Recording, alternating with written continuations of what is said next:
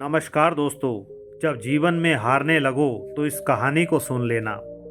किसी गांव में एक साधु रहा करता था। वह जब भी नाचता था तभी बारिश होती थी। इसलिए गांव के लोगों को जब भी बारिश की ज़रूरत होती तब ये लोग उस साधु के पास जाते और उनसे अनुरोध करते कि वह नाचें। और जब वो नाचने लगते तो बारिश जरूर होती। कुछ दिनों बाद 4 लड़के शहर से घूमने गांव आए। जब उन्हें यह बात पता चली कि किसी साधु के नाचने से बारिश होती है तो उन्हें यकीन नहीं हुआ। शहरी पढ़ाई लिखाई के घमंड में उन्होंने गांव वालों को चुनौती दे दी कि अगर हम भी नाचेंगे तो बारिश होगी। अगर हमारे नाचने से बारिश नहीं हुई तो साधु के नाचने से भी बारिश नहीं होगी। अगले दिन सुबह सुबह गांव वाले उन चारों लड़कों को लेकर साधु की कुटिया के पास पहुंचे। गांव वालों ने साधु को सारी बात बताई। फिर उन लड़कों ने नाचना शुरू किया। पहले लड़के ने नाचना शुरू किया। आधा घंटा बीत गया। फिर पहला लड़का थक कर बैठ गया पर बारिश नहीं हुई। कुछ देर बाद दूसरे लड़के ने नाचना शुरू किया और 1 घंटा बीतते बीतते वह भी थक कर बैठ गया।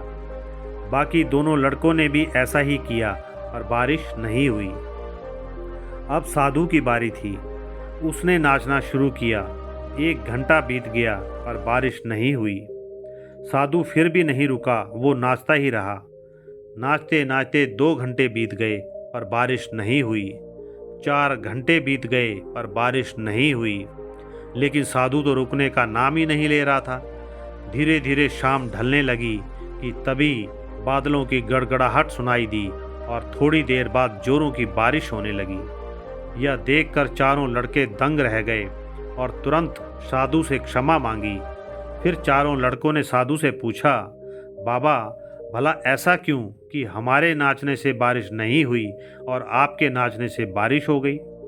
साधु ने उत्तर दिया कि जब मैं नाचता हूँ तो 2 बातों का ध्यान रखता हूँ।